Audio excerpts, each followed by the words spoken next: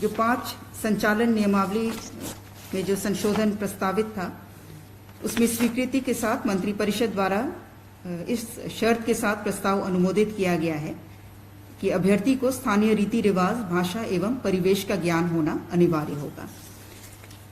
जो संशोधन प्रस्तावित हैं, जिस पर मंत्रिपरिषद द्वारा स्वीकृति दी गई है, उसमें पहला संशोधन अर्हता के संबंध में है। न्यूनतम शैक्षणिक अर्हता अभ्यर्थियों को मैट्रिक संचालन नियमावली के संबंध में बताया जा रहा है कि अभ्यर्थियों का पहले प्रावधान था कि वे मैट्रिक एवं 10वीं कक्षा उत्तीर्ण होना अनिवार्य होगा, और वर्तमान प्रस्तावित संशोधन है कि अभ्यर्थियों को आयोग में आवेदन प्राप्त होने की अंतिम तिथि तक झारखंड राज्य में अवस्थित मान्यता प्राप्त शैक्षणिक संस्थान से न्यूनतम मैट्रिक 10वीं कक्षा उत्तीर्ण होना अनिवार्य होगा, परंतु यह कि झारखंड राज्य की आरक्षण नीति से आच्छादित अभ्यर्थियों के मामले में झारखंड राज्य में अवस्थित मान्यता प्राप्त शैक्षणिक संस्थान से मैट्रिक 10वीं कक्षा उत्तीर्ण होने संबंधी प्रावधान शिथिल रहेगा। यह संशोधन 5 संचालन नियमावली में और साथ ही साथ 3 जो नियुक्ति नियमावली बताए गए, उन सभी में यह संशोधन किया गया है, और जिस पर मंत्रिपरिषद द्वारा स्वीकृति के साथ इस शर्त को जोड़ा गया है कि अभ्यर्थी को स्थानीय रीति रिवाज, भाषा एवं परिवेश का ज्ञान होना अनिवार्य होगा।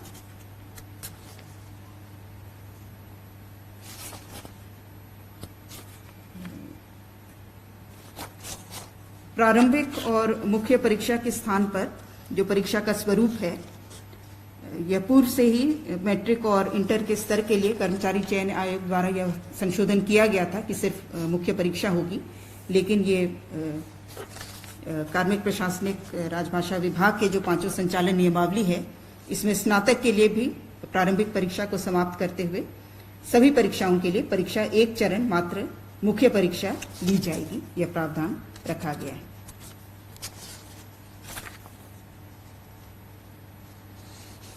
पहला पत्र जो है भाषा ज्ञान का, वह मात्र क्वालिफाइंग होगा, जिसमें पूर्व में भी हिंदी और अंग्रेजी भाषा क्वालिफाइंग रखा गया था। इसमें संशोधन यह किया गया है कि उत्तीर्ण होने के लिए हिंदी एवं अंग्रेजी भाषा में प्राप्त अंकों को जोड़कर 30% अंक प्राप्त करना निर्धारित रहेगा। जो पहले अलग अलग हिंदी में 30 और अंग्रेजी में 30 का क्वालिफाइंग रखा गया था, वह अब जोड़ करके संयुक्त रूप से क्वालिफाइंग निर्धारित किया जाएगा। और इस पत्र में प्राप्त अंक मेधा सूची निर्धारण के लिए नहीं जोड़ा जाएगा। पत्र 2 चिन्हित क्षेत्रीय जनजातीय भाषा में 30% अंक प्राप्त करना अनिवार्य होगा। पत्र 3 सामान्य ज्ञान में 30% अंक प्राप्त करना अनिवार्य होगा।